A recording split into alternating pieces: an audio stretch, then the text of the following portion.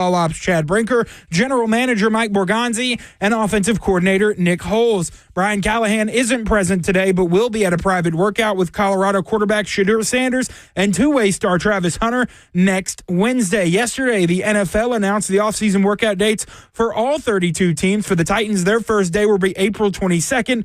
The OTA offseason workouts May 27th through the 28th, May 30th, June 2nd and 3rd, and June 5th, with mandatory minicamp being June 10th through the 12th. In college baseball, the number one ranked Tennessee Vols baseball team begins their fourth SEC series against Texas A&M tonight in a rematch of last season's College World Series finals. First pitch is set for 6 p.m., and you can catch that game right here on the Zone following 3HL. For all your foundation repair and waterproofing needs, you need to visit USSTN.com. Breaking news at once on your home for the Titans and Vols. This is 104.5 The Zone.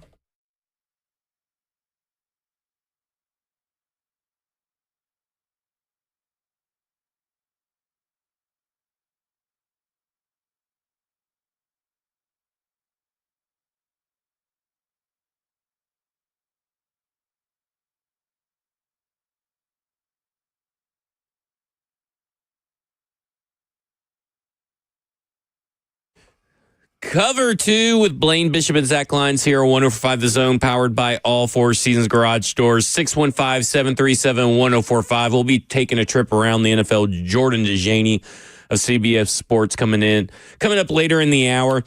Just real quick, congratulations to Ramon Foster, who just became one of the analysts for University of Tennessee game days. That is huge. Big time, man. Yeah, that is awesome. Dang, wow. He gonna go national next after that. Yep. He's our fearless leader. He'll be on, Good Morning Football or something like that here soon. But no, congratulations to him. I know that's a big moment. That's really cool, really awesome. Yeah. Gives you a reason to tune into the games besides just hate watching Tennessee for myself. Mike Keith too as well. So they're partners in crime. Yeah.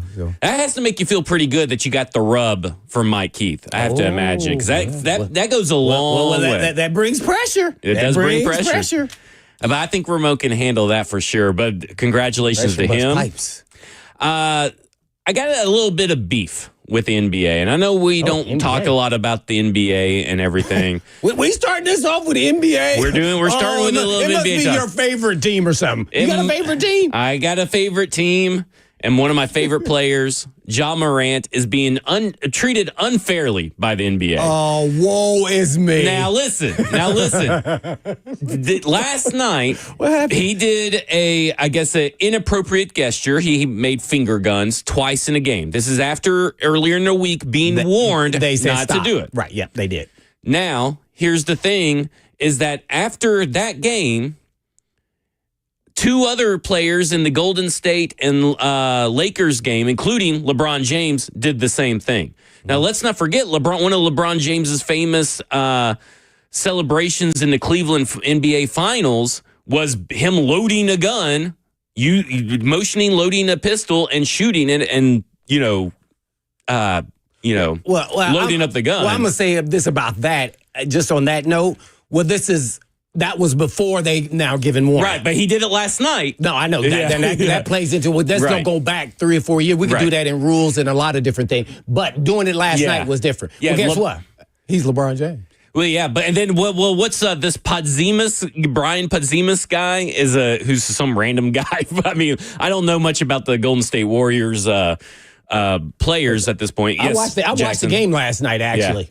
Jackson? Zach, I just wanted to ask, what's a gesture?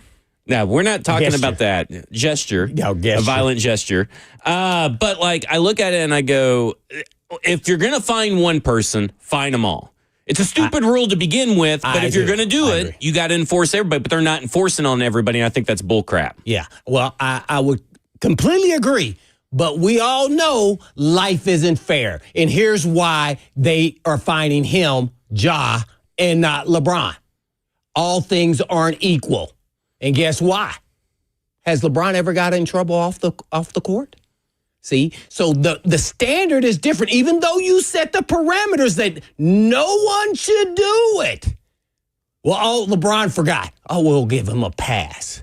Well, Ja, we can't give a pass because of the background of what has happened in the past and with guns, a real gun, not one that's shooting with your fingers.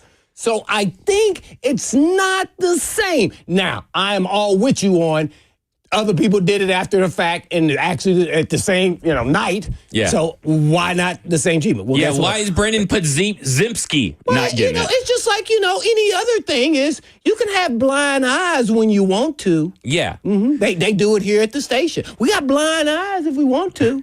Yeah. But that's not fair. Right? Well, guess what? Life isn't fair. He's getting fined 3 times as much as Draymond Green did for choking out Rudy Gobert. I mean, come on. Here's what they're saying. Here's what I think they say. I didn't even know he got fined, by the way, coming in. $75,000. He got in trouble for guns multiple times. And so now they're saying you're stubborn. We told you don't do that. Of all the people that we want to not do it, you cannot do it because of your gun issues up there waving guns at people. But if there is a rule in the rule book, do we think it says, well, you can do violent gestures as long as you haven't been, caught with a gun off court? I'm just trying to give you their view. I understand I just disagree with it. I honestly think you should be fining everybody. I'm with you on that. Yeah. But I could see how they say, LeBron, we just give him a call and say, hey, don't do that again. Yeah. And Ja gets a fine, and a hefty one, because you are not listening to us. Well, of all but nobody the is listening to them, I guess. Probably not, because it's a silly rule. I mean, it is a silly rule, but if it's a rule, here's my thing. They have given us the ammo to talk about this, and my point is okay, if you are going to make it a rule and you're going to make it a finable offense, fine everybody. I agree. I don't care. I would still say that it's a stupid rule, but no one would have the leg to stand on that Ja Morant is being singled out. You could still sit here and say, well, it's a stupid rule, stupid fine. We say that all the time about NFL stuff too. But for a organization, a sports group that wants the focus to be on the court, what are we all talking about today? We're talking about their stupid fine instead of talking about Ja Morant having a buzzer beater. Game winner shot, right? No doubt. To me, it's like they don't know how to handle this kind of situation. Personally, I think it's a silly rule, but I get it. I understand the climate, understand what it represents. But then you got to fine everybody else. There should have been a string of fines this morning because we saw people from the Atlanta Hawks do it a couple of nights ago. We've seen people do this. We've seen people do it on the bench. We see people do it on the court all the time. Yeah. It's very prevalent in the NBA. Right. But Ja Morant's the one that gets fined because they're trying to feels like to me they're trying to make an example out of him. But what's the example that you're setting if you're not fining everybody? Let's rewind here. Why are you setting rules almost at the end of the season? Mm-hmm. Let's start there. Right. Let's wait till the season's over. Kind of start having conversations like, hey, man, this is kind of negative on our game. Let's start that because next year we're going to put a rule in place, not 3/3 of the season. And by the way, they've been doing this for a while now. Some of it's threes, some of it's shooting guns, some of it's just doing video dancing, whatever it is. Just don't wait till now, because now it's a reaction to a shot. It's hard to stop. They're going to forget all about it when the game starts. Let's start there, all the players. Yeah. So to me, now you're already setting up, we're going to get some fine money out of this then, if we're going to start this now. Right. Again, if it's the rule, I'm fine. I disagree with the rule, but I'm fine with it. Do it though. I didn't see. Yeah, there's someone caught him doing it last night. I didn't see it. I watched it. So my thing is, listen, he was warned. He did it anyway. He got fined. I understand that process. Mm-hmm. My disagreement is that nobody else is getting fined. Nobody else is getting warnings. Nobody else has gotten fined. Nobody else has gotten warnings as of when we're recording right now. We would know. Well, I mean, I think people would probably use that to People? say, well, I think that the NBA is getting bad press right now. I think the NBA would be like, oh, no, but we find these, or we've warned these people. But there is no warning for anybody else. There is no fine for anybody else. It's just John Morant. That is what I have a hang up in. It's not the fact that he got fined for doing something that he was told not to do. I understand. If you were told not to do something, you were given a warning, and you continue to do it, you deserve to get fined. It's the treatment and the inequality across the NBA. And guess what? He's not going to get that benefit of the doubt. I'm going to give you an example in the NFL. Do the quarterbacks get the benefit of the doubt when they get slammed on the ground and no guys landed on them, but they get the call? Yeah. Right? So the leeway for you is different for other people. It's just that simple. It's not as black and white as you want to say. Now, is it unfair? Yes. But man, of all the people, you cannot, Ja. Sorry. There is no leeway with you based off of what you've done in real world life. So you can't do any of this. Other people, whether you gave them a warning or you just being against him and more for, let's say, LeBron, the face of the league, you may have said, hey, bro, don't do that. Where, Ja, you're giving out a fine. And guess what? That happens all the time. It's just anytime you're a superstar player, like if you're late for the plane, we'll wait for Eddie George. Oh, Blaine's going to be late. He called. Oh, we take off. He get on his own. See? Why? That's unfair. See? So it goes on all over the place. Right. The rules are different based off of what you've done in the past. I've never missed a plane. So I would have expected, but I didn't miss a plane. But I'm just using that as an example. Right. So I get what you're saying, but it's not all equal. And it should be, but it's not how it works. But it's as blatantly and they want it to be blatant. Equal. They want it to be blatant because you blatantly went against us 3 different times in real world, real life. It was blatant. He did it again and then again. So now you just don't even respect authority. That's what they're thinking. I think he's pushing back on the ridiculousness and the inequality he's being shown What do you personally. think, Jackson? It's just so obvious that he's pushing back against what he feels is the unfair treatment. Like, that's what it was. Yeah. He did it. It's not like he did it once. He did it 3 times after they warned him. Of course he's going to get fined. And again, I'm fine with him getting fined if other people get fined. And I don't even care. I understand the LeBron James, but we're not talking about just LeBron James. We're talking about a bunch of other people that are way lower, even in tier status and star status than John Morant. In front of people? No, but he did it on his Snapchat. He wasn't waving it in front of people. He didn't. I know. Buddy Hield but at the from same the time, Warriors they also warned got him, a and then he did it again. Yeah, Buddy Hield is apparently the other guy that has gotten a warning so far. So we got at least one person with a warning out of all the people that have done this. Yeah. That do it every game. There's at least one person that does it every game. I guarantee it. It's just ridiculous. I'm going to blame Unfair Ja anymore. on my computer not working and not getting a signal. And he's going to get fined. He's going to get a warning for this. When we come back, we'll be joined by Jordan Great Ajani. topic, But though. first, we'll get Jason and Clayton before we get to Jordan. This is Cover 2 with Blaine Bishop and Zach Lyons here on 104.5 The Zone. My computer.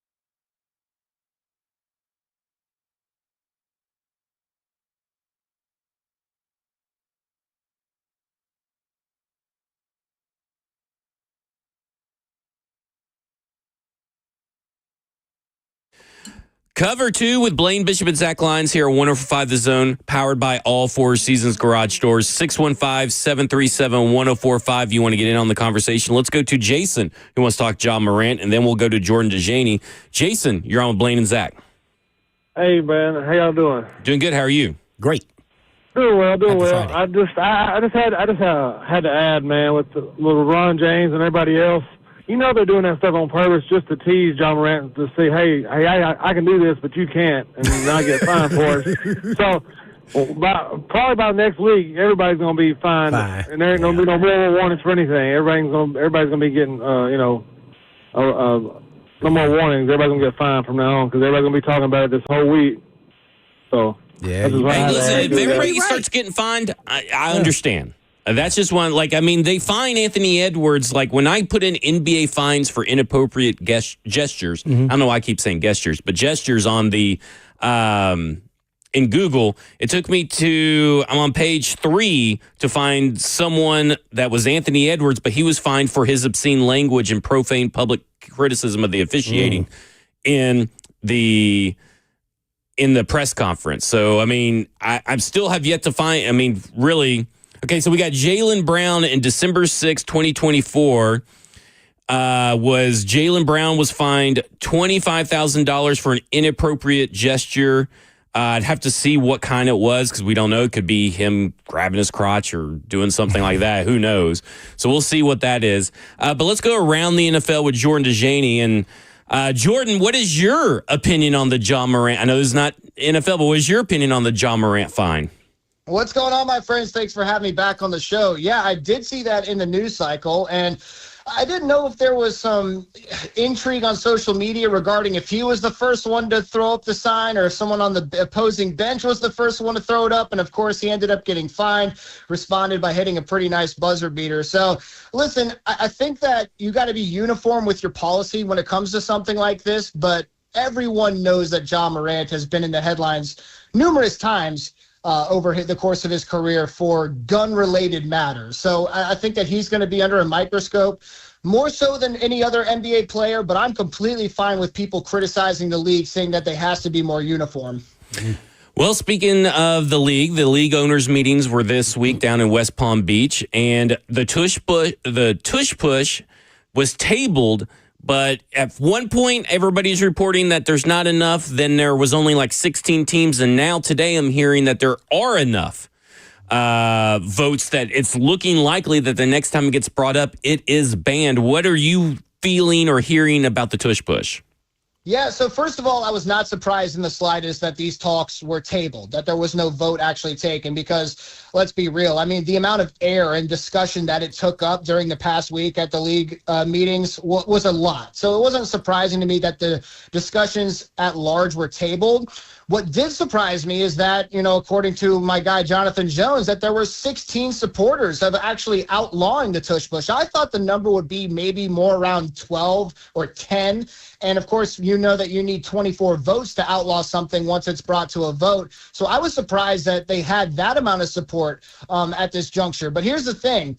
And what you're telling me now is new news to me if they actually have 24. So maybe there is a possibility that this thing is going to be outlawed one day. I don't want to say that I'm a detractor of the tush push, but what I don't like about it is the pushing and pulling of players, right? And up until 2004, we had rules in place that prohibited the pushing and pulling of players, and then we ended up deleting that from the rule book.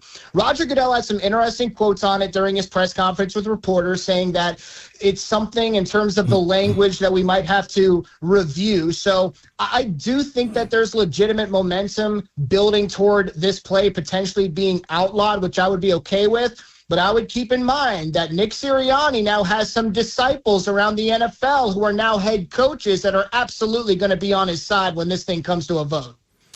Well, looking at some other things that came up from the meeting, I thought it was very interesting. I don't know what Jerry Jones was thinking, but when asked about Micah Parsons and the contract situation, he pretty much pretends to not know who David Mulugheta is, one of the best agents and most well-known agents in the entire NFL. How's that going to play in the negotiation process? Yeah, not ideal, right? Not ideal to be insulting your tango partner when you're trying to come to terms on a historic contract at this level. But listen, if it wasn't the tush push, this was probably the story of the weekend, right? So what Jerry Jones said was a little silly, right? It's absolutely a story, but I do feel like maybe some aspects of this narrative were blown a bit out of proportion. Like Jerry has talked about a deal with Micah Parsons, and there are a lot of things that go into a historic deal. And Jerry Jones said that he and Parsons have agreed on some of the parameters to a contract. Those are parameters. They aren't everything. We're not talking about guaranteed money and the total value of the contract at large. So it's hard for me to imagine Jerry Jones was hoping to sneak a record-breaking deal past Parsons' agent. Let's be real here. That's not something that's going to happen. But again, as you mentioned, I think the thing that was very gross about this situation was Jerry Jones pretending not to know David Mulugheta's name, who, as you mentioned, is one of the more prominent agents in the NFL today. But here's the thing. It doesn't seem like David was really offended by this, at least publicly. He sent a text message over to Mike Florio at Pro Football Talk saying that Jerry Jones is right. This entire contract, this entire dance is not about me. It's more about Micah Parsons, and we are motivated to get a deal done. So hopefully no harm, no foul, but I'm sure the NFL world was laughing at Jerry Jones' expense a little bit. You have an article up about Giants' Deonte Banks sparks rumors with new jersey number after giving his number 3 to Russell Wilson. What is that new rumor? Why did Banks choose this number? Yeah, I thought this was pretty funny. So, of course, Russell Wilson is the new quarterback with the New York Giants. He has worn number 3 throughout his career. And Deonte Banks, the cornerback for the New York Giants, previously donned the number 3 in 2024. So Deonte Banks is giving up his jersey number to Russell Wilson so he can continue to be number 3 in the NFL. But Deonte Banks now has to pick a new number. And what number did he pick? He picked number 2, which is famously worn by quarterback Shedeur Sanders, who famously is being mocked to the New York Giants in a ton of these mock drafts as well. So I'm not going to sit here and pretend that this means that Deonte Banks knows the Giants are not selecting Shedeur Sanders in the first round. I'm not going to say that. But it would be really funny if Deonte Banks was forced to change his jersey number twice in the span of 2 months. That would be pretty hilarious. We're going around the NFL with Jordan DeJaney of CBSSports.com. Well, I got to question Banks's, smarts here and negotiating skills. Did he make Russell Wilson pay for that number? Because I would have done both of those. If they do take Shedeur Sanders, I'd be like, hey, you got to pay for number 2. Yeah, exactly right. And that was actually one of my first questions, too. And I don't think we had information readily available when I wrote this story. If there was something put pen to paper on something like money being donated to Deonte Banks charity or whatever it may be, maybe he bought him a new car. As you mentioned, usually with these transactions, there is a veteran giving up some money to a younger player who's giving up that jersey number for the player who's a veteran and a 10-time Pro Bowl quarterback or whatever Russell Wilson is. So I'm not 100% sure, but it wouldn't surprise me.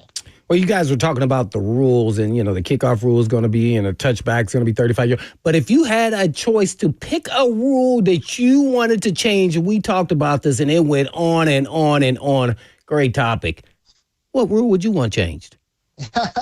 Yeah, there's a couple of them I could probably think about. I mean, when it comes to what the NFL did this past week with trying to expand the replay review, I don't know how many of the common, or I should say casual fans really noticed how much this was utilized this past season, but I thought it was one of the best changes they've made in recent NFL history because it was forced to happen so quickly, right? Like replay review are not stoppages in play where we head to the booth. They're like college basketball. Let's head to the monitor. We have a different crew reviewing plays immediately as they happen.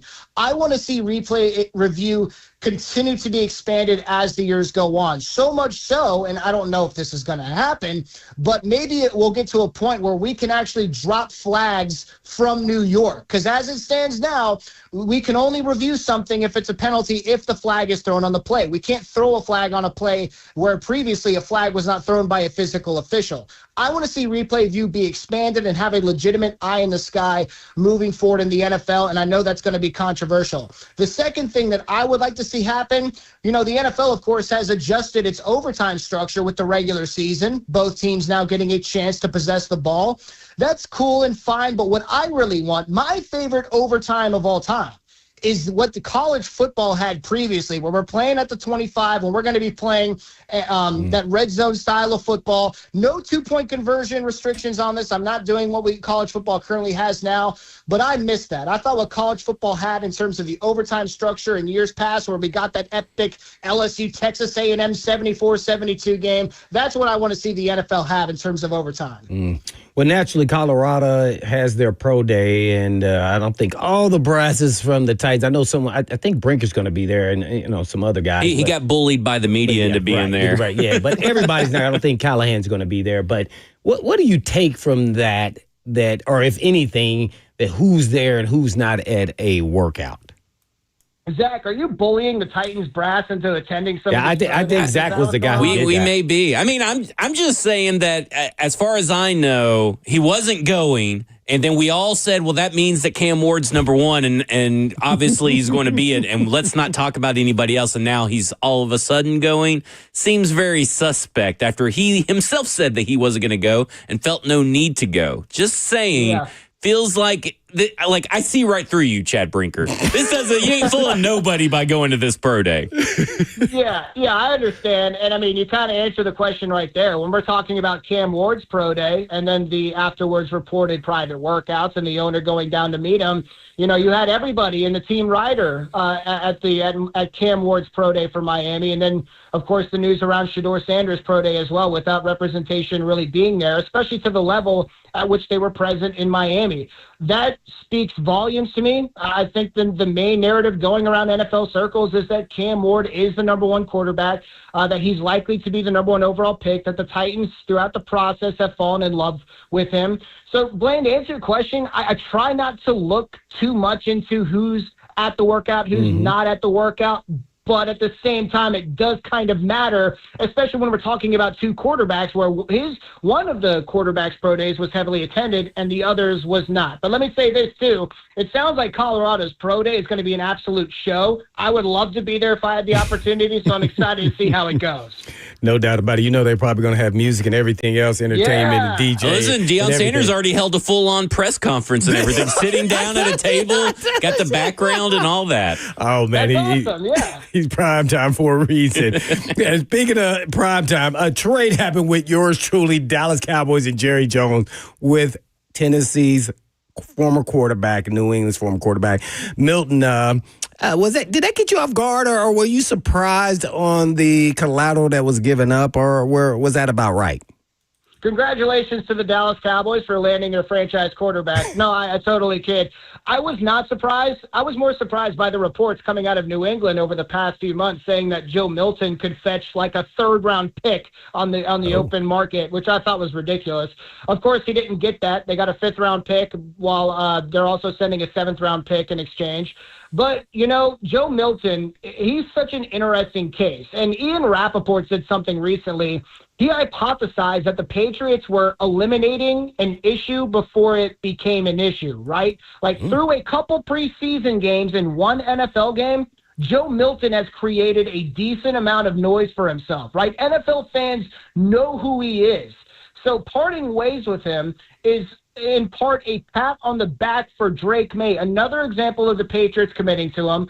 And listen, with Joe Milton, I don't know what his ceiling is. I think he's one of the most fascinating quarterbacks I've maybe ever covered. I posted this on social media yesterday. The only quarterback I've ever seen overthrow a Hail Mary. He has an absolute rocket for an arm. But can he hone in on that and become more accurate and throw with more touch? Because if he can do that, he also has very underrated athleticism. Like Joe Milton is going to be a fun player to watch develop. So the Cowboys have had this issue, or I guess philosophy, for lack of a better term, where they try to acquire these younger quarterbacks such as Trey Lance with potential, groom them within their system behind Dak Prescott, and Joe Milton is just the most recent example of that. And lastly for me, Jordan DeJani from NFL writer for CBS Sports, Anthony Richardson and Daniel Jones are going in competition there with the Colts. Does that mean that Richardson has already lost his job already? Potentially. Like when the Colts say they're having an open competition, I 1,000,000% believe them. Daniel Jones isn't just some backup they brought in. He's the guy who has legitimate starting experience that they brought in to give a second chance after he had that short stint with Kevin O'Connell. I think it's going to be a legitimate competition. I don't know who is going to win because Anthony Richardson for years has won over people with his athleticism. I'm sure that he looks like a good practice quarterback as well. But maybe Daniel Jones is the better fit for the system because I think there's a lot of people in NFL circles who really like Shane Steichen, and they say, hey, if you have a quarterback who can just run a basic offense, rely on the ground game, that's going to bring success to the Colts organization. So this is going to be a conversation I'm sure we're going to have for months on end, but maybe Daniel Jones, who isn't some superstar, but maybe a more consistent quarterback in a favorable system, maybe that is the best option for Indy moving forward. There you have it. Jordan DeJaney, NFL writer for CBS Sports. All right, big deal, no deal, or just little deal. Aaron Rodgers throwing to the ball with DK Metcalf at some stadium. I'd say a little deal. It's definitely notable, but it doesn't guarantee everything. We talked about this topic a lot last week, and even Ben Roethlisberger agreed with me. He says Aaron Rodgers may wait out to see if the Minnesota Vikings change their mind on their quarterback situation. But I'm not putting my money on that. I think we've seen enough rumblings behind the scenes. And trust me, there have been some major rumblings behind the scenes just this past week about Aaron Rodgers eventually joining the Pittsburgh Steelers. I don't know if that's going to happen today. I don't know if that's going to happen in 5 days when Pat McAfee is hosting that big event in Pittsburgh. But it seems like most people are leaning towards Aaron Rodgers eventually joining the Pittsburgh Steelers. So Geno Smith got a pretty big extension. First off, I do think it's kind of deserving, but do you think he's the most underrated quarterback in the NFL? Yeah, I don't know if I can just say off the top Geno Smith is the most underrated quarterback in the NFL, but I'd have to look over a list because I don't know if there's another one that's just popping off the page to me. Maybe someone like Baker Mayfield. But this was always a part of the deal. When Geno Smith was traded from Seattle, it was because he was in talks about an extension. And by the way, Geno Smith has wanted an extension for over a year now, even though he had another year remaining on his contract, or 2 more years remaining on his contract when he approached Seattle's brass about a new contract. Apparently, negotiations did not go very far with Seattle. That's when the Seahawks quickly pivoted and traded him to the Las Vegas Raiders. And the Raiders made this deal understanding that he was looking for a new contract. That was always a part of the trade. It's something that I wrote about multiple times for CBSSports.com. And sure enough, he got that extension. The Kirk Cousins trade rumors are pretty interesting in my mind because they're everywhere, right? The Falcons say that they're going to keep him. There's people say that he's not waiving his no trade clause till after the draft. Some people say that he may even try to do it during the draft, and they try to work a trade during the draft. But for a guy that just signed a 4-year, $180 million contract just a year ago, this is a wild story to kind of follow. What do you think ultimately happens with Kirk Cousins? It is a wild story. I'm glad you brought this up. I feel like we're not talking about it enough. This is a very weird story in the NFL because most people assumed months ago that Atlanta would just trade him, but it sounds like they're going to keep him hostage just a little bit, right? And I kind of love that part about it because, hey, buddy, you tricked us into giving you the biggest contract in free agency last year. Now you're going to ride the bench, and you better like it. We're still paying you money. Obviously, Kirk Cousins wants out. And as you mentioned, it's probably smarter for him to wait until after the draft so he doesn't get what I like to call quote unquote Kirk Cousins, right? Where he signs with a team and then that team drafts a quarterback in the first round, such as what the Cleveland Browns may do, for an example. So the Cleveland Browns have been the most rumored landing spot for Kirk Cousins. But again, that may change if they draft someone like Shedeur Sanders in the first round. So when you ask me for a prediction, I think ultimately he is moved, but the toughest part about a potential trade is not just the draft compensation, but also how much money is an interested team going to take on. So, hey, maybe the Tennessee Titans end up trading the number 1 overall pick to the New York Giants, and Kirk Cousins is on his way to Tennessee. Mike McDaniel is a coach that's not really talked about, obviously head coach of the Miami Dolphins. How warm is his seat right now? Because, I mean, this quarterback situation, a lot of their success is tied to just Tua's health, but now he has Zach Wilson after kind of meandering at the backup quarterback situation. So what are your thoughts on how hot his seat actually is? It's definitely warm. It's not cool by any means. And when you talk to Dolphins fans, it sounds like the majority of them are actually more upset than you would anticipate. I mean, McDaniel comes in, sparks the offense with Tyreek Hill until goes 9-8, I think, his first year, went to the playoffs, 11-6 in 2023, which was a fun year, went to the playoffs, and then goes 8-9 in 2024. And as you mentioned, it's directly correlated to Tua Tagovailoa's health. And there hasn't been another quarterback in Miami that's kind of been able to replicate the success that Tua Tagovailoa has. And I'm really interested if Zach Wilson is a quarterback who can kind of find himself and rebuild and start over his career in a system with Mike McDaniel, right, where you have a very solidified progression. You're relying on your weapons, get the ball out quickly in only in the matter of milliseconds. That's a system that I'm kind of interested to see if Zach Wilson can run.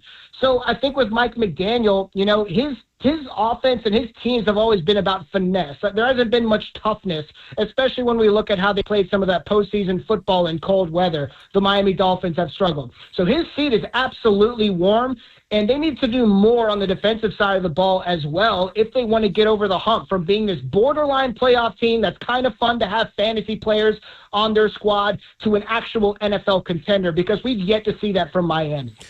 In about 21 days, we'll know the true answer of this question, but how does the top 5 of this draft actually fall? You got Tennessee, Cleveland, New York, New England, and the Jacksonville Jaguars. Yeah, I mean, I'll take Cam Ward at 1. Number 2 is where it gets really interesting to me. I feel like maybe the Cleveland's brass views Abdul Carter as the best player in this draft, and pairing him with Myles Garrett is a very attractive possibility. But if I were the Browns, I would be more interested in Shedeur Sanders.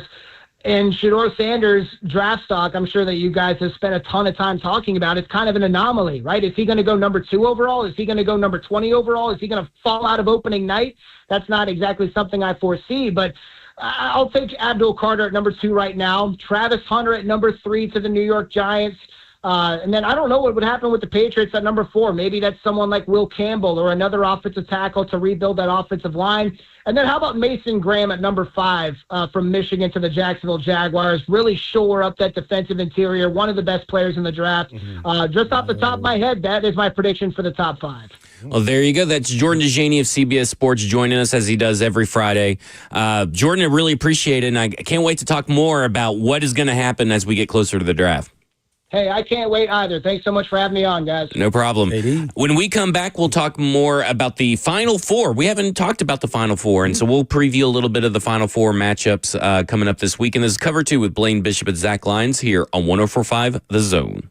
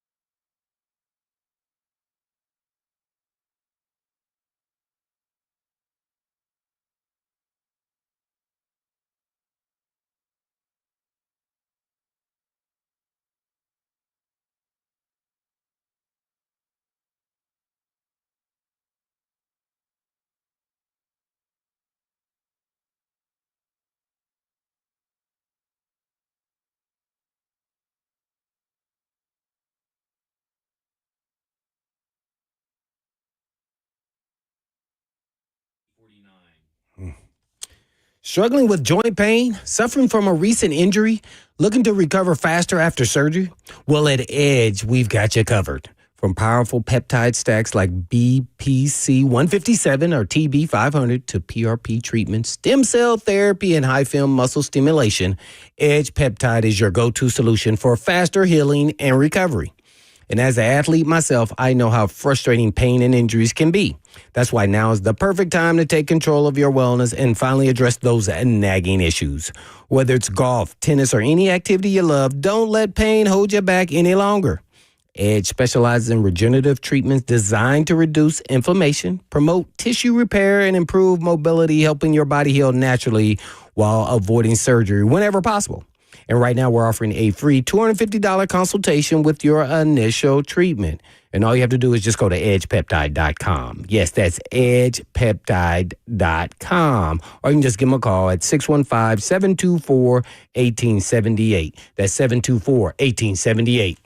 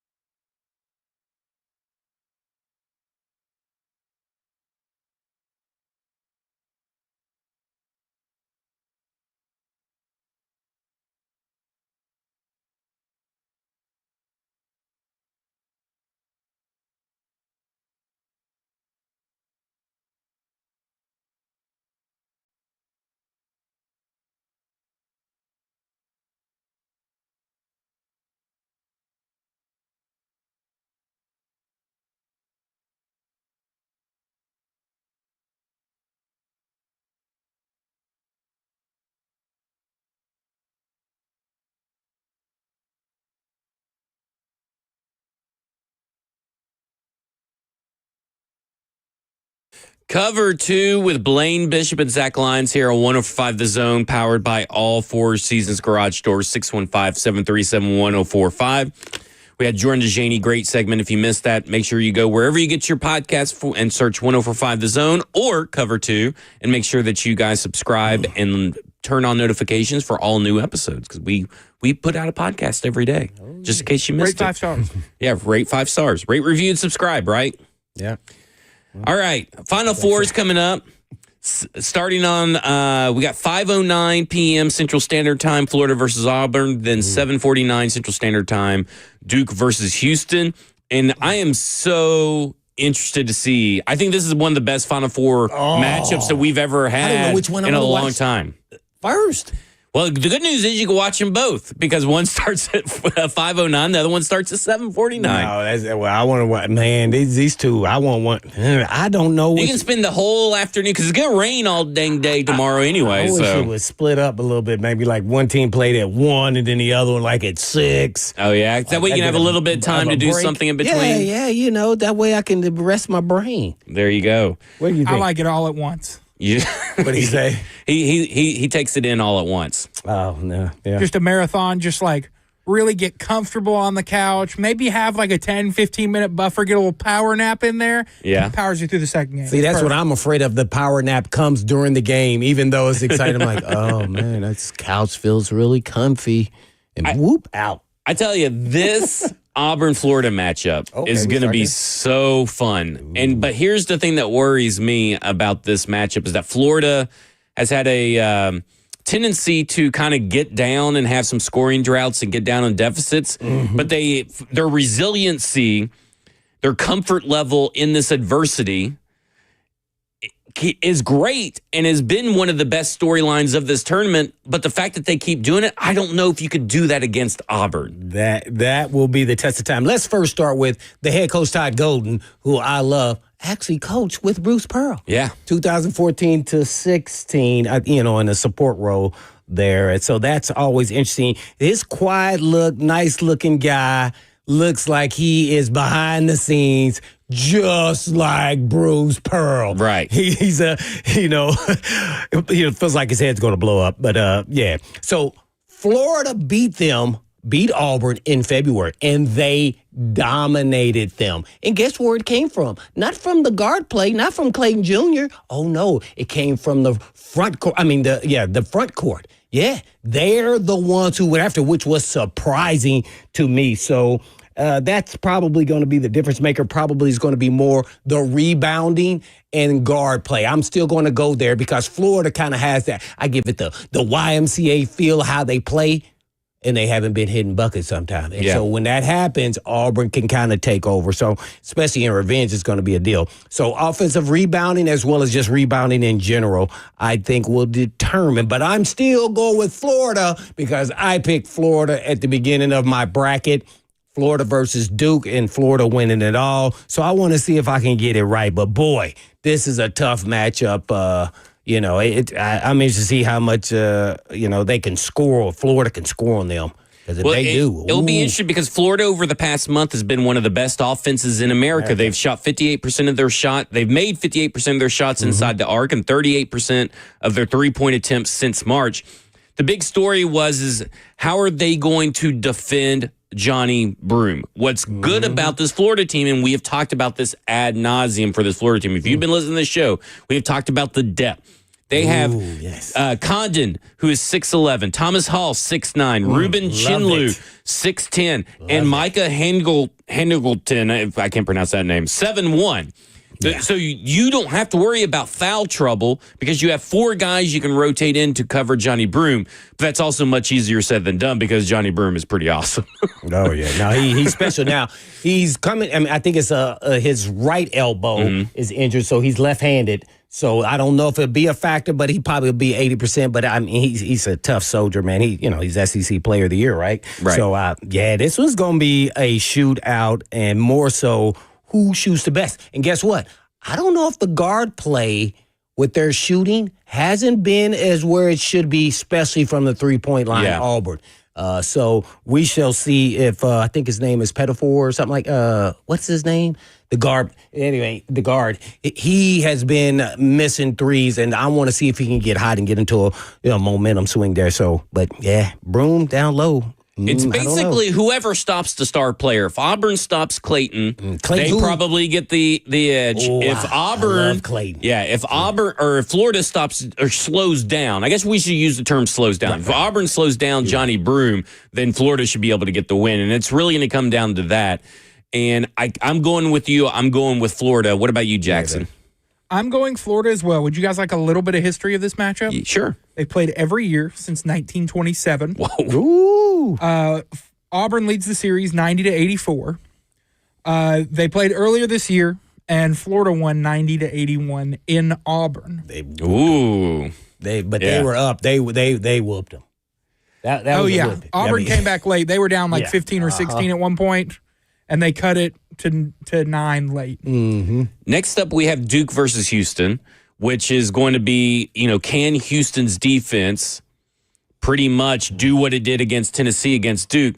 But Duke is unstoppable. Even if Duke is at like 85% of their best, they're probably still winning this game. That's how good Duke is. I mean, it's just incredible combination of size, shooting, and Cooper Flag. It's hard to go against Duke. I mean, they man. have all the answers. I don't know. I mean, if I could even put a fun $5 bet on Houston to win, because I think I'm going to lose even $5 on betting on if Houston wins. Yeah, on my bracket I have Duke, but man, I sure like what I saw out of Houston against Tennessee. We have the number 1 offense, Duke, versus the number 1 defense of Houston. And guess what? Last year, I know it was last year, but we're just going to give you a little table. Last year, Houston beat Duke in the Sweet 16, Yep. 54-51.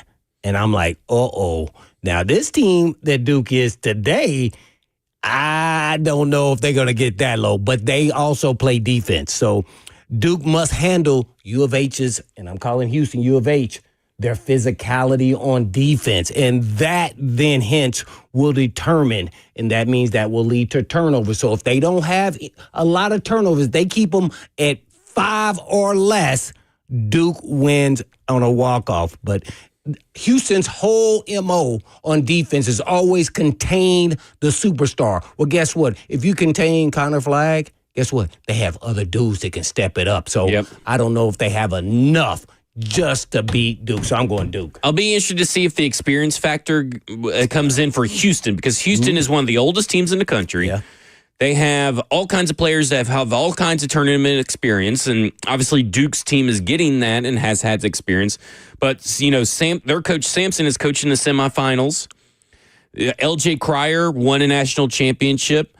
Roberts has been to a Final Four. Can't say that for a lot of these Duke players that actually having game experience. So I do wonder if that plays in. I'm going Duke. I really am rooting for Houston, though, because I would think I'm the love same that way. story. I think it's Duke.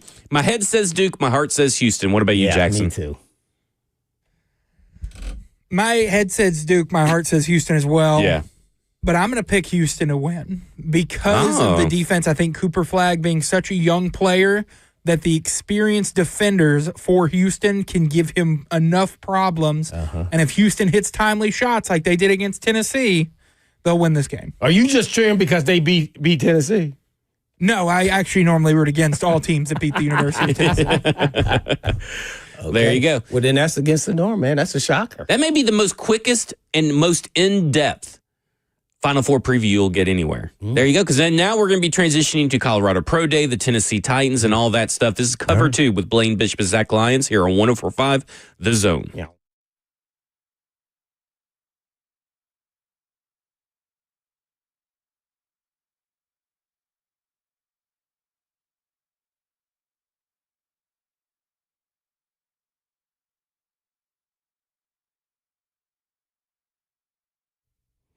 Stinky, stinky, stinky. Is that what it was like the last time you were at an auto repair shop? Smelly, greasy old rags laying around? A countertop that you would not dare touch? Another thing that stinks is the repair shops that keep your car forever and they're not honest. And they don't call you back when they say they will. Was that your last experience at a vehicle repair shop? Well, hey, it's Blaine Bishop to tell you about Eurofix, and they can take the stink out of European auto repair.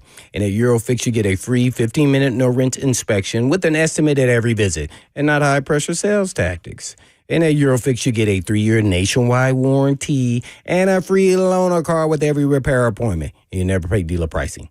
Family owned for 26 years. And Eurofix is located in Franklin, Hundred Oaks, Murfreesboro, Belmead, and now Mount Juliet. And all you have to do is just give them a call at 844-EUROFIX. That's right, 844-EUROFIX, or you can just visit them online at myEurofix.com. That's myEurofix.com. But I was telling Blaine, said you.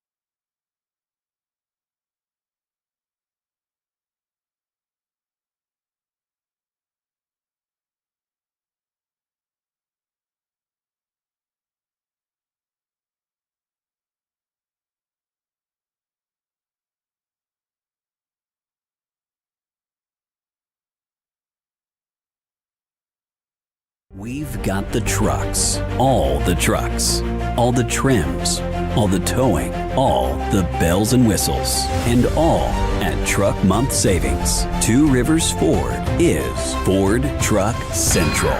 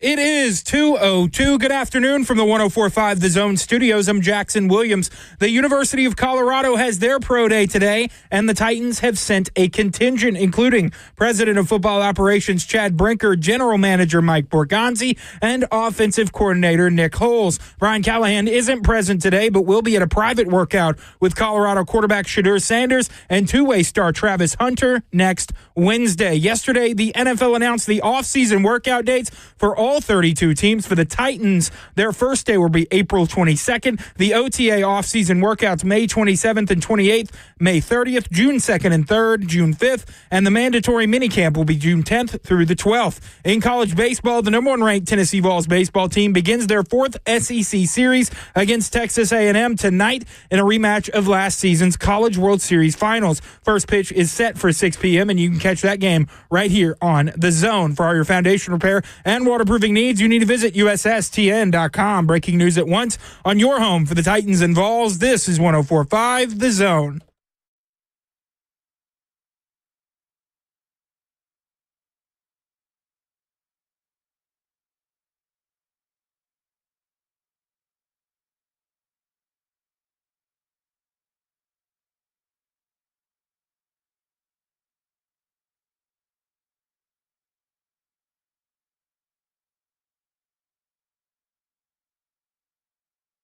Hour two of Cover 2 here on 1045 The Zone, powered by All Four Seasons Garage Door. It's me, Zach Lyons. Got Blaine Bishop across from me. 615-737-1045 if you want to get in on the conversation. And then, of course, we got the F&M Bank Chat on Zone TV, Twitch, Twitter, YouTube, Facebook Live. Shedeur Sanders Pro Days going on. Mixed reviews. Well, over a lot of negative reviews of Shedeur Sanders so far from the armchair quarterback analysts and the F&M Bank Chat on YouTube. They're saying he's throwing some wobblers. We've only seen one clip on Twitter. Our TV obviously not showing the Colorado Pro Day. Well, my screen even not showing our stream either. So I have no idea what's going on. So Jackson's fault. he's working on it. He said back there. Jackson's working on it. I sent an email. He sent an email. But I can tell you that at least Brian Baldinger is saying the deeper the throw, the tighter the passes for Shedeur in his pro day. That seems to be the case that people are echoing across the league. But at the end of the day, it doesn't matter to any of us what happens at Shedeur Sanders Pro Day because this is all a farce. They wasted all this jet fuel, wasted all this money to send the Titans contingent out there to try and fool us into thinking that they're not taking Cam Ward. It's not up for debate. You guys are taking Cam Ward. Just call it off. Let's call it. But they got to do their due diligence. Yeah, you got to do the due diligence is done. I feel like that phase is over. But, how do you guys view like the wobbly, not tight spiral ball, even if it's still accurate?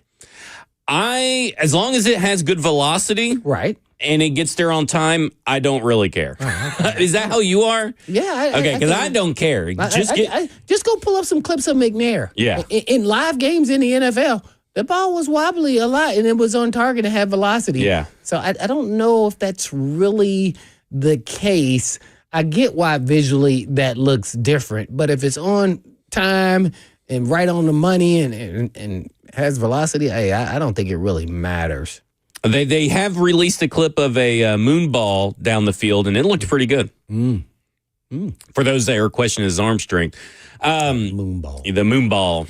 It's just a big old arch on it. But I look at it and I go, like Chad Brinker suddenly deciding that he's going to go could go to this pro day. And I'm like, guys, why are you even doing this to yourselves? Why let's just not worry about it. If they don't high five and they don't have communication with Shedeur like during the day, then we know, right? We already know. They could take him out to. Here's the thing: they could take him out to dinner. Oh man. They could take him, and they're going to put him through the private workout, take him out to dinner, and all this kind of stuff. They're going to do it with Travis Hunter too. We know it's not Shedeur. They're going to just take them out together at the same time. They're just they're one bill. Yeah, they're just going to do it all at the same time. Is that right? Oh, yeah, I bet they will. Because they're going to work him out. Is that private. right, though? Oh, is that right? Ooh, that's a good question. The reason why, because I always try to combine our anniversary with my wife's birthday, and it's like a week apart. How's that go? How's that work out for you? It never works out the way I wanted to. Yeah. I always end up separating. But, boy, I'd be like, well, dang, it's only like literally 4 days apart. So if this, is that right that they do, Travis? That is a good question. I mean, like, Shedeur got his parents and his agent and everybody. What? I don't know. It should be different kind of conversations. It Where really do you think should. they're going to dinner. I don't know. We'll have to find out. They going? Because that's all that matters is where they're going to dinner. Boulder and Denver and that area has a really fantastic food scene. What about Casa seafood, Bonita right? from Oh, yeah. Casa Bonita from South Park? Maybe. I just look at it and I go, I mean, like, I get that you kind of have to go through the motions, but it's just like, don't try to insult our intelligence. Like, I mean, like, don't cut people's vacations off short and send them to the Colorado Pro Day. Well, but if they didn't go, though, we would be ripping them. I'm done. I don't care. I'm talking about people would be ripping them. Oh, yeah. I mean, people would be. It'd be conversation. I mean, like, you still sent, like, okay, the Saints sent two coaches. That's all they sent. You ripped Rand for not going to the Senior Bowl. I did not rip Rand. I defended Rand. I defended Jackson who Rand. did that. Yeah. Huh? Didn't do that. I didn't do it. Yeah. So that's why they have to go. But don't you think that they had already sent enough people that Chad Brinker also didn't have to kind of like make a spectacle of it as well? I mean, you already got the Titans general manager, Mike Bergonzi. And then you Oh, say, look at that. He missed it. This is your bit. You came up with this bit. Bergonzi, he's looking at his phone. Yeah. Amy Adams Strunk was there, according to you. Yeah. Well, hey. The flight. Gordon. Now, Eastern I don't Fleet. know if they're down there at the Colorado. I should probably look I'm that talking up. about she came. She did. She did. She went privately, and then of course Easton confirmed that report when we had him on Monday. So, like, to me, I look at it. I'll have to look it up. I have to go back and find. I don't know where I saved that. We see them at a mutual location, Prime and Amy Adams Strunk. That would be incredible. And, and guess what? If we see them by themselves, let the rumor mill. I do know begin. this. Let the rumor mill. Prime time to be the coach of the Titans. I know this though. That would never happen. I'll at least tell you this: is that I know that Mara, the Giants owner, is down there. Oh, really? So let me read you off who all is down there from the Giants. Now, obviously, they could be down there for Travis Hunter too, so we got to keep that in mind. Oh, that's true. But we got the head coach, general manager, assistant GM, director of pro personnel, assistant director of player personnel, offensive coordinator. I'm sorry, Mara's not there. But I know what I confused him with. The offensive coordinator, defensive coordinator, quarterback coach, defensive back coach, wide receiver coach, assistant quarterback coach, area scout, and Jesse Armstead are all there on the behalf of the Giants. It was Haslam, Jimmy Haslam of the Cleveland Browns. Is there? Oh. So they picked number 2. Obviously, Travis Hunter or Shedeur Sanders could be options. I think they're leaning Travis Hunter, I would expect. But it is interesting that they sent all these people, and then, of course, the Titans also sent them all for whatever reason as well. Everybody but Brian Callahan seems to be down there. You get to see multiple players. Yeah, that's true. You do get to see Will Shepard, who had a good pro day today. He put up some good athletic testing. I like it. Jimmy Horn, I believe, beat his 40 time. Eric Galco, the director of the East-West Shrine Bowl, had him at a 4.35 on his stopwatch. Horn. You got LeJounte Wester down there as well. So, I mean, there are other people that they could be going down to see. And Shiloh. Shiloh. What are you talking about? Yeah. I mean, like, maybe, undrafted free agent, Shiloh Sanders. Oh, man. Can he get a break? It's just funny. I get it. You made me think of it because the understand it. East-West Shrine, because he was there. I mean, everybody was ripping him because he was not good. I get it why they're going. I just come out and say it now. I mean, do you think they'll ever come out and say it? No. Before the draft? Draft night. Besides draft night? Draft night. No, I don't think they will. If I was making it, I would almost be like 99.9%. I just don't think that's how they operate until it's over. In the he was always our guy. After the fact. In the docuseries they release after the fact in like June. Oh, that's when they're gonna say it? Yeah, the path to the draft. Oh my. Yeah, I mean that's about it, and that's cool too. I get it. Yeah, I just again, I'm just kind of like, yeah. Because there will be people like, well, they sent Chad Brinker must have changed his mind, so that must mean that they're interested in Shedeur or Travis. No, they're just trying to fool everybody, and it's just a foolish endeavor at this point because nobody's going to be fooled that Chad Brinker suddenly changed his mind to go down there. Well, wait a minute. Let's bump the brakes. So now, one if someone brings them a haul on draft day, and then they didn't even come down, and then one of these guys could be in the picture at that point. That's what I'm getting at. Yeah, so I mean, it's still a possibility. It could still be for one of those other guys. It is for not, but at the same time, there's always a possibility. I would say it's for not if you're trying to connect Shedeur Sanders or Travis Hunter to the Titans. Now, LeJounte Wester, Jimmy Horn, Will Shepard, maybe it is not for not. Whoa. What if the Giants give them, and they got a third pick? Oh, the Giants aren't going to give them what they want. What are you talking about? They're not going to do it. That could happen, right, Jackson? It could. Theoretically, yes, it is possible. So theoretically. Travis Hunter would be in the picture. Maybe. If that happened. Yeah, according to you, that's only like a point one. You're right. When we come back, we're going to talk about the pick that the Titans desperately need the most in this NFL draft. This is Cover 2 with Blaine Bishop and Zach Lyons here on 104.5 The Zone.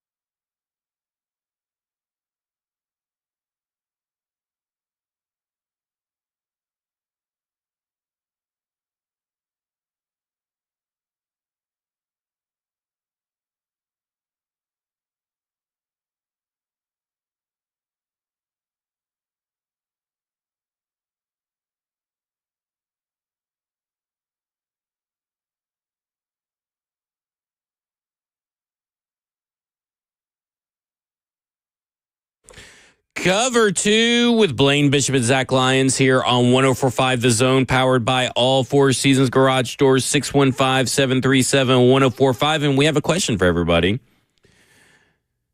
Let's say that this isn't all tomfoolery. This Colorado stuff isn't a smokescreen, isn't a waste of time. What would be your reaction on draft night if the Tennessee Titans selected Travis Hunter? Yes. Or if they selected Abdul Carter at the first overall pick, not in a trade back. They're saying, hey, we're taking one of these players over Cam Ward. What would be your reaction? So we want to hear from you, 615-737-1045. Just a little fun Friday question, because it's not going to happen. It's Cam Ward. But a little fun Friday question. You guarantee? I got $500 that it's going to be Cam Ward with a listener named JR on here. You put up 1,000?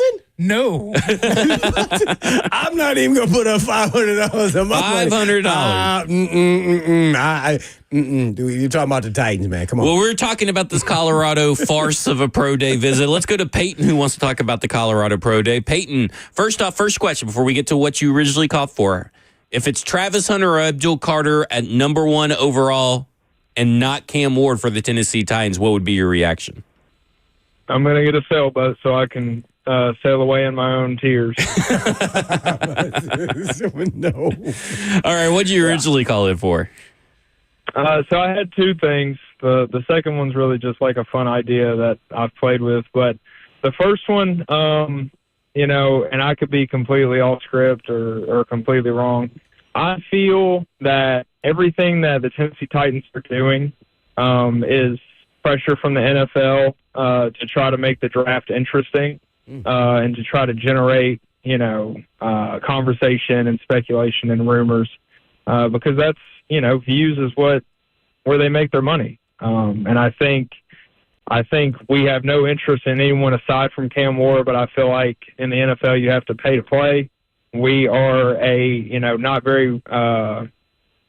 we're not very I don't really know how I'm trying to say it. Relevant. We're not very relevant in, NFL talk aside from this first pick. And I feel like maybe it's just a pay to play kind of thing. Hey, we know what you want to do, but if you could make it interesting, maybe there's something in it for you on the back end.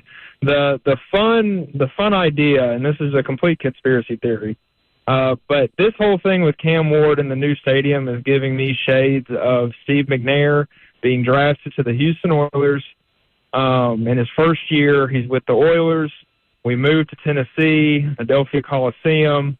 Steve McNair's the starter.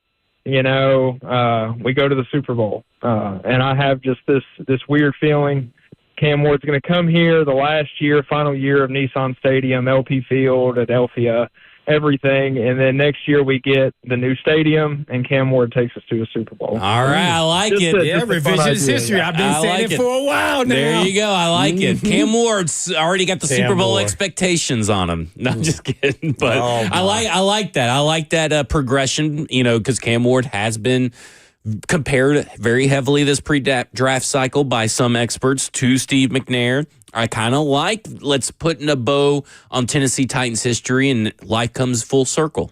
I kind of like it. I like it. What do you think about the pressure from the NFL topic? Oh, man, that was a deep one there. I Easton's alluded to it too. I wouldn't be surprised, but I don't fall into that thought process. But they are the big heavy hitting machine now. That is true.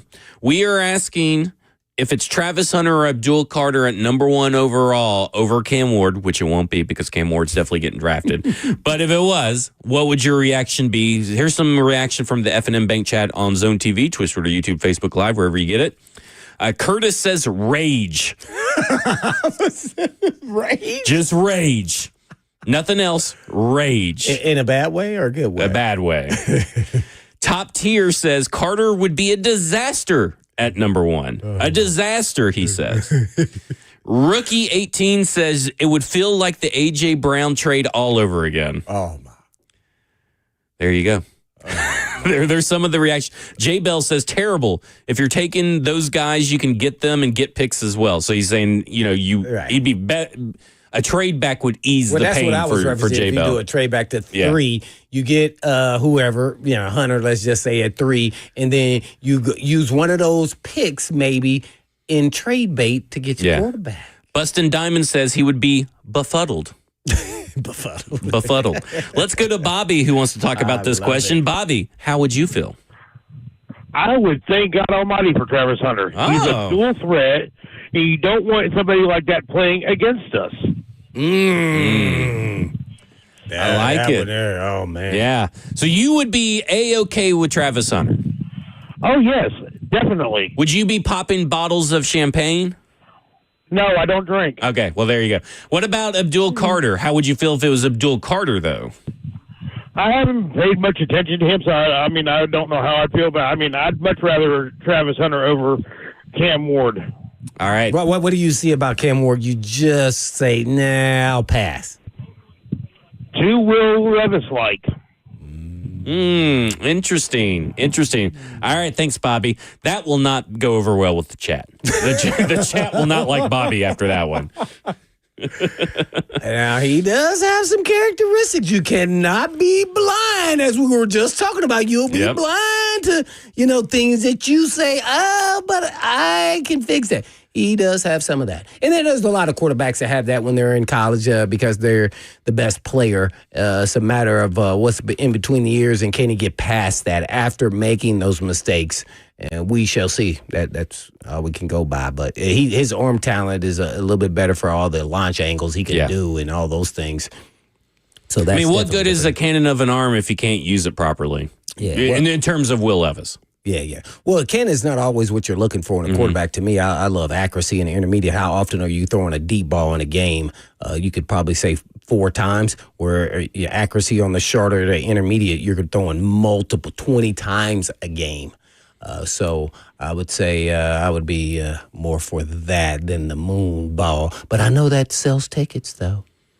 M3 Sanders has a unique take on Cam Ward. Sanders. He says he's related to the Shadows? he may be with this statement. He may be. We traded Cam to the Packers last year, so he's saying that Cam Ward and Malik Willis are the same quarterback. That is not true. Well, we did trade a player who became a backup and was pretty good. Yeah. He was. There you go. Especially against the Titans. Let's go to Andre, who wants to talk about the draft. Andre, what you got? Gonzi. Hey, what's up, guys? Hope you're having a good day. So just hearing y'all talking about the draft, when it comes to Travis Hunter, if we trade back, I honestly do not want Travis Hunter. I would rather have Abdul Carter. I think he'll be a bigger playmaker on the defensive end, a position that we need tremendous help in. I think corner, we're set for the most part. Brian Lee Jr. had a very good, I wouldn't say very good, but a season that you can, build upon his rookie year. Snead coming back, McCurry in the slot. And then on the receiving side, I think he's better as a corner. I don't think he's going to be elite as a receiver to be picking at 3. So Abdul Carter would be the pick for me if we trade back at the 3 spot. But Hold on, Andre. Yeah, go What ahead. about injury concerns with Abdul Carter, his foot? Well, I'm not an expert. I would lean on you being a professional when it comes to injuries in the NFL. It kind of concerns me, but I think he was playing with it for the most part. He didn't even notice it during the season. True. I think the shoulder may be a bigger issue, but I think that's healing, and he's doing this, doing what he needs to do to make sure he's straight on that. But I just think he's the elite player in the draft. Definitely.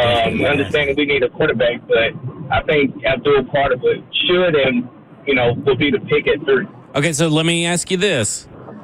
Now, I know you said trade back. If Abdul Carter, Travis Hunter is the number 1 overall pick by the Tennessee Titans over Cam Ward, your reaction is? If Abdul Carter or Travis Hunter Yeah. is the number 1 pick, Yes. Travis Hunter, I'll be throwing my hat somewhere.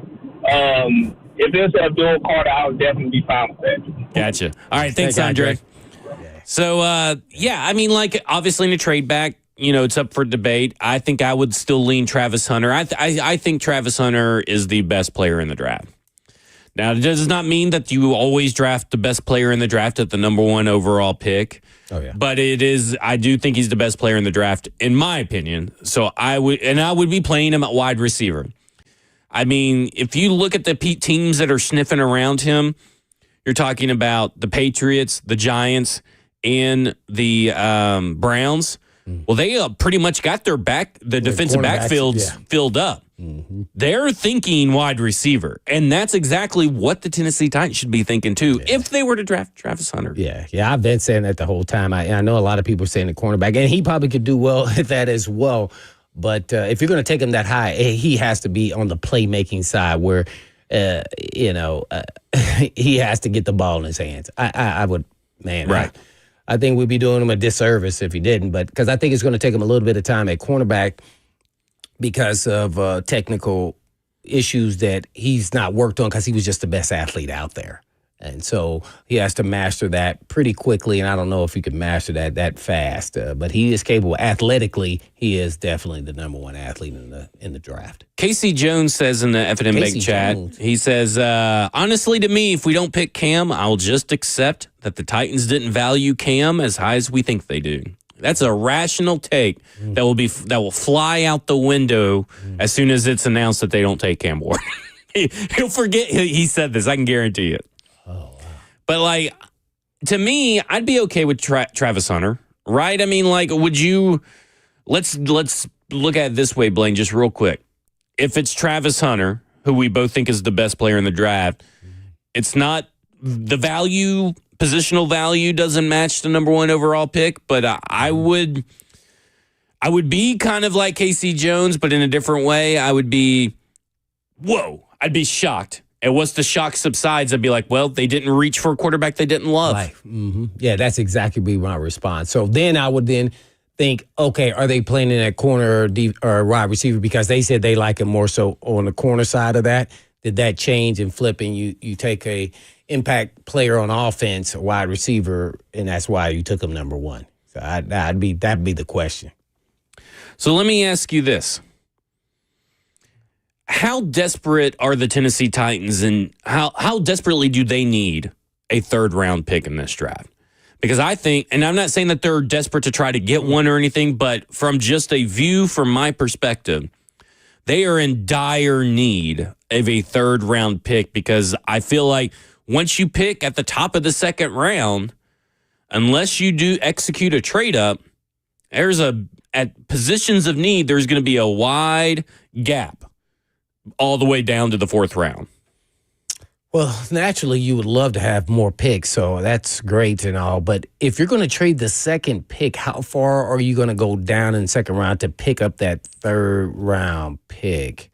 Will be the question. You got to have some players, to do that. So what I don't want them to do is to force the issue and take something, let's say a late 3rd-round pick, and then all of a sudden it really was a non-factor. So sometimes you're forced to stick and stay and work with what you got. You can't build an elite team in one season. You'd love for them to, even at least me, to trade out of the 1st pick and get multiple picks. And you're not going to force that unless you love the franchise quarterback. So this one here is going to be really interesting because there are always some players typically in the draft when you're a high 2nd-round pick guys who they felt like they'd fall to the 2nd round early. King Henry was one. Yeah. And people are looking to trade up to get those guys because they're valued. They're really 1st-round picks. They just, necessity of needs of other teams. It just didn't get their position. So, man, I sure hope they get an opportunity to do that. But it will be interesting because they may be stuck there at 35. Yeah, that would be, I think, a very devastating blow for the draft.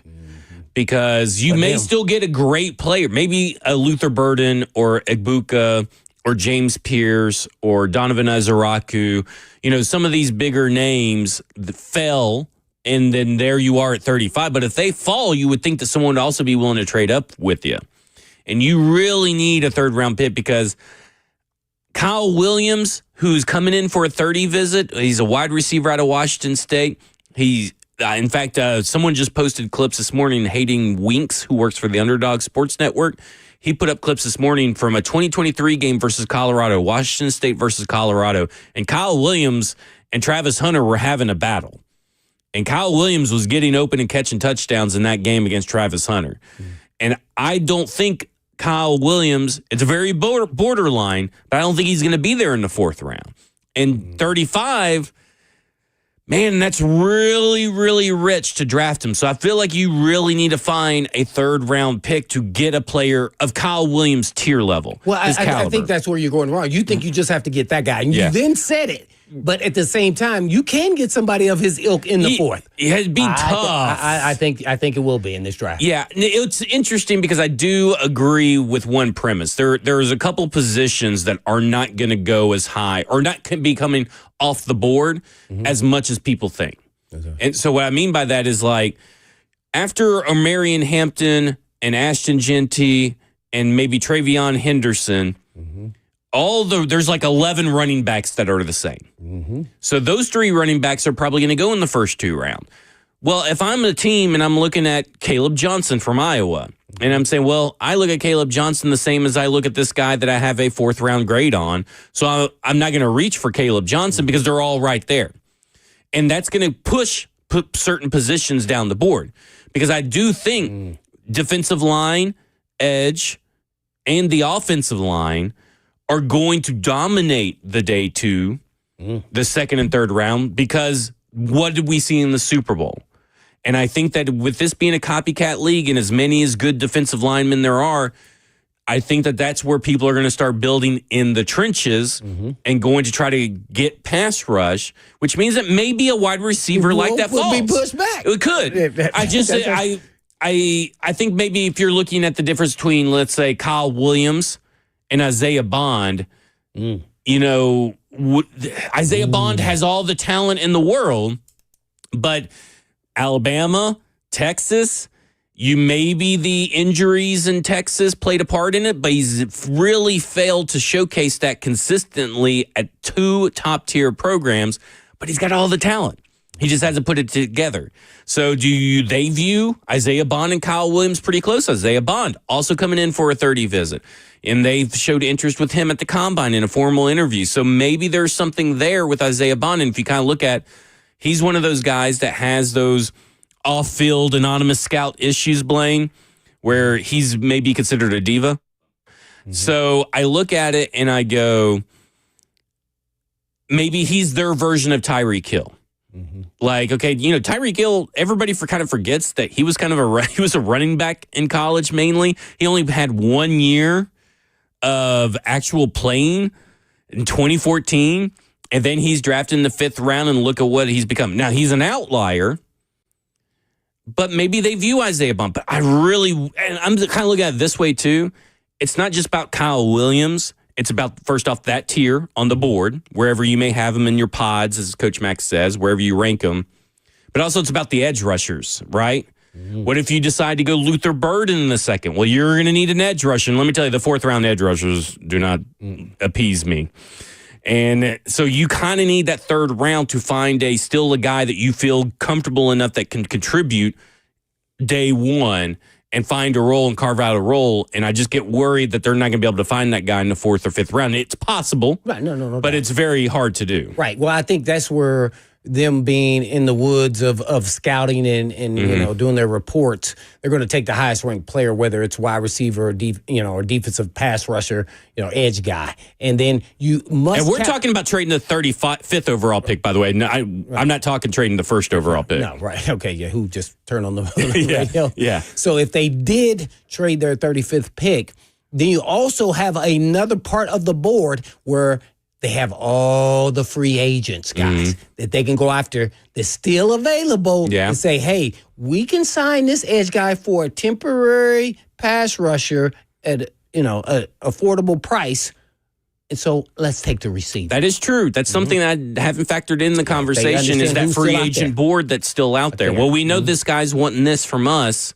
Oh, maybe we can put it together a deal instead of spinning an edge guy. Or even on the other side of that, little whispers from their agent, June 1st, wide receiver may get cut. Yeah. Oh, he's a wide receiver too, solidly in the NFL. Oh, well, maybe we can get one of those guys. Yeah. To see. So there's a lot of factors. You got to play this game, but man, you just got to lead down the way that the board tells you to go and what's going on actually in the draft and who are getting taken off the board and what's flying off. Like if it's a whole bunch of run on, let's say running backs, then you go, okay, well, our edge guy's going to be there. Or if it's a run on the edge guys, then you got to start saying, hey, man, we're going edge. We better get our guy. He's not going to be around. Bubba and Dixon says, if the Titans don't draft Cam Ward, I'm going to start referring to the Jaguars as my boys, and you don't want that. I'm going to hold him to it. But Bubba and Dixon, he's also said that if the Titans don't take Cam Ward, I'm showing up to the draft room in a fake mustache with a PowerPoint titled, "Y'all are dumb." I kind of want to see that. Yeah. Maybe he needs to create that anyway so we can maybe use that at some point. But I do think that if they're looking to get a third-round pick, trading 35 is likely the only path because they're drafting Cam Ward, guys. Let's go to Will. Will, you're on with Blaine and Zach. Good afternoon, gentlemen. Nice conversations. I wanted to touch a little bit on your opinion of the Travis Hunter. I got a different view on him. And you were talking about the Washington State receiver was maybe not having his way with Travis Hunter, but at least, getting over on him. And you're looking at that player as a third round, early, late third round prospect. I don't see how that jives with Travis being the best player in the draft if a third rounders dominate him. How do you reconcile that? Well, I mean, Will, or I think that's a good question. And Blaine, this is how I view it. And then as long as you win the majority of the time, right? I mean, you're never going to, sure, Travis Hunter, you want him to be a shutdown corner, but that's so rare nowadays of the shutdown corner. Yeah, well, I like to see him perform better. That's why I said he's a wide receiver. Mm-hmm. He's not a defensive back because he lost focus every time I watched him playing defensive back against elite guys. He looked in the backfield too much. He's just not technically sound. He's just an elite level athlete, and he can dominate doing those things. He can't get away with that in the NFL. And the polished receivers, which Kyle Williams, he is route running. He gave him all the smoke that he needed, and so. I'm sure he can work on that and get it, but in some of these games, I just did not like what I saw. And to me, to get paid in this league, and I think he's all about them Benjamins, I think you get paid by scoring touchdowns now in the National Football League, and shutdown corner is just obsolete now. There's not really got those kind of guys. There's a handful of them still, but naturally, those are the only ones. So he could potentially be that, but I think right now, if I asked him right now what position you want to play, I think he would say wide receiver. I think so, too. When we come back, we'll have an update on Shedeur Sanders' throwing session and also a stadium update that's very important as I'm sitting here. But we'll be right back in a minute. Blaine and Zach Show on 104.5 The Zone.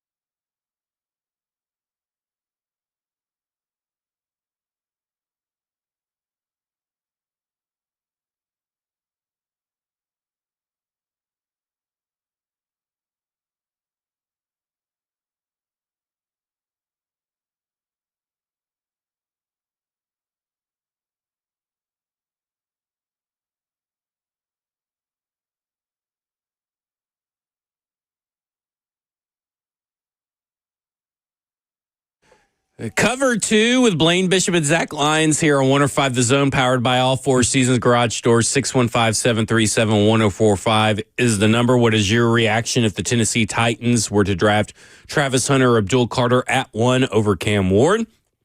And thanks to Blaine for the save. That was a short segment or a little break there, but at least I got some water. I'm recovering nicely. Going to play through it. Always play through. That was a great recovery, man. They beat you on the pump fake, and then you recovered. Yeah, there you go. There you go. So Shedeur Sanders finished his Colorado Pro Day, 58 for 63, 3 incompletions that were all clear drops, according to Eric Galko. Well, how does that count as incomplete? Oh, no. Well, that's a poor, because I guess poor wording. So 3 of the incompletions, so 58 of 63. So that means that there were 5 incompletions. 3 of them were drops. Okay. Then went perfect in the 2-minute drill afterwards. Eric Galko, who has a stake in Shedeur, let's be clear. What's that? He has a stake in Shedeur Sanders to be good because Shedeur Sanders came to the Shrine Bowl, and he's using this to promote. In this tweet, he says, #Shrine Bowl, who's next? So, he didn't even play. He didn't even dress. Did he practice? He just was there. But then he went to the 2-minute drills afterwards. He said an awesome performance with the eye emojis. So there's your update from the Colorado Pro Day. I got some stadium news. So this comes from PK.com. News Titan Stadium PSL sells ahead of the anticipated pace. They're in the 3rd and final phase of ticket sales. They have exceeded expectations every step of the way.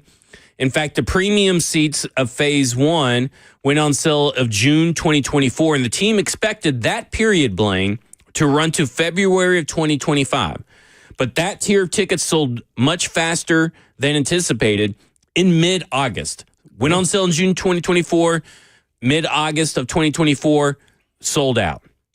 So, I mean, they're on pace. So for all the people that came on our show and said, well, they got to worry about ticket sales and they got to do this because of ticket sales. Nobody's going to come fill the new stadium. They're filling that new stadium. Now, are they going to fill it with Titans fans?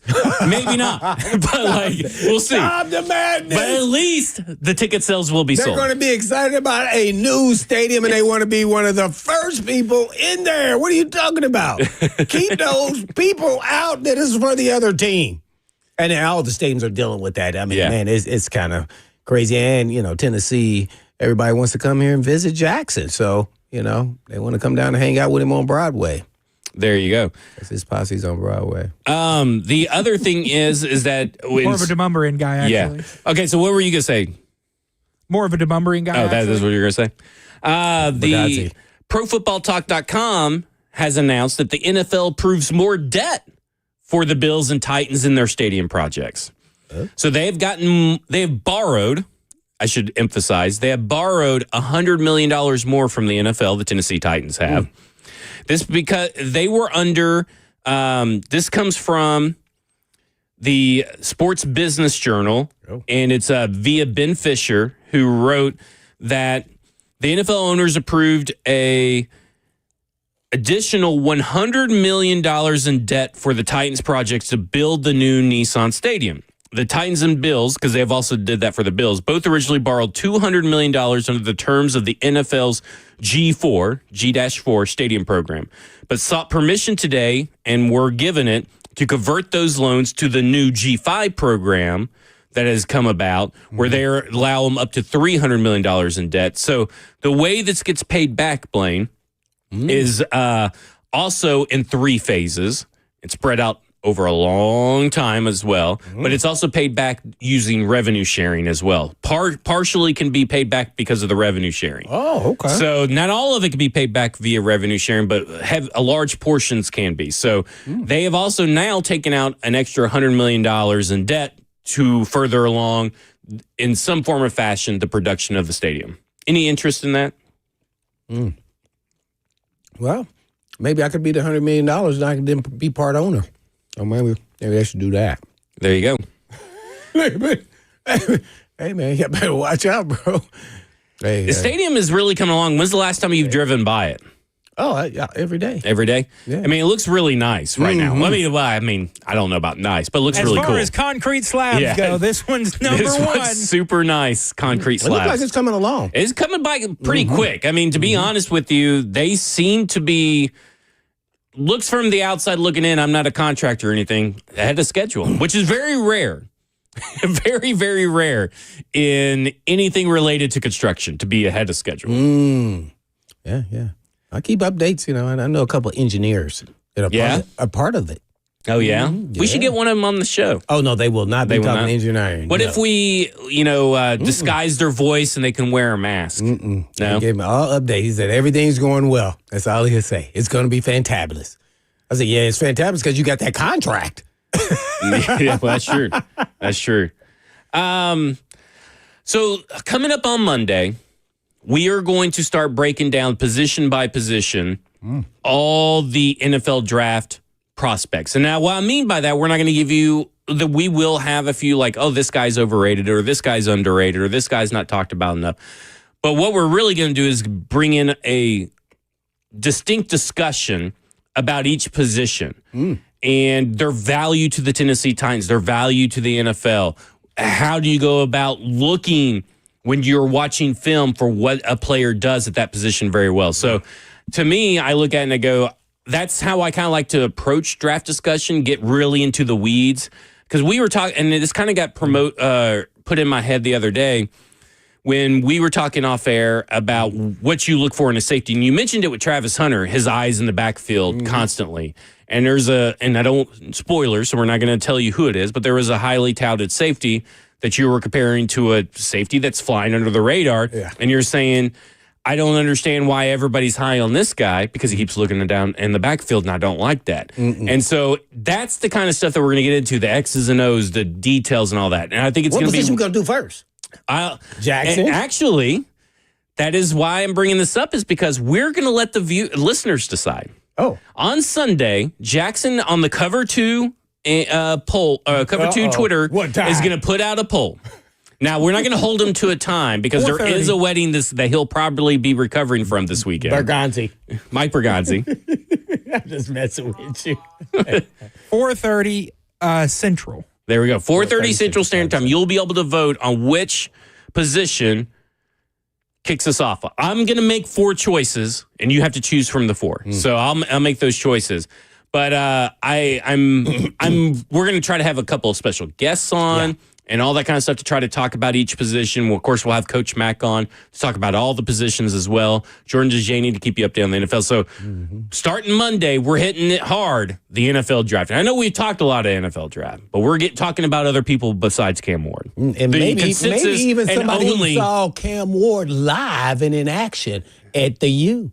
Maybe. Who is a graduate of the U. There you go. I love it. I love it. Ooh. So, like, we're doing, I love it. I love that tease because I don't even know who he's talking about. So me and Jackson are in the dark. So he's got something close to the vest planned over there. I like it. So, to me, we've talked enough about Cam Ward, and I'm sure we still will bring up Cam Ward topics because he is going to be the number 1 overall pick for the Tennessee Titans. Guaranteed. Guaranteed. But I do have something that was thrown out just recently in the chat. And I think it was from Jay DeWeese in the F&M Bank channel, Twitter, YouTube, Facebook Live. And it goes back to the guy who talked about bringing it all full circle. And he said, if we're going to go all full circle, let Cam Ward wear number 9. Absolutely not. That's what I'm thinking. Starting with absolutely not. Yeah. Do you think that would be like... How do you think that would be received by the fans? I think some people will be elated. Yeah, I think they would like it, but I don't even think the organization will let that out. Yeah, I would assume not. Yeah, it's totally different than the Russell Wilson. Yeah. Well, that will do it for us. 3HL's up next. We appreciate everybody hanging out with us this week. Like I said, 4:30 p.m. on the Cover 2 Twitter account will be a poll. You could choose which position kicks off our draft series over the next few weeks. Other than that, this has been Cover 2 with Blaine Bishop and Zach Lyons here on 105 The Zone. And in the meantime. And in between time. Peace.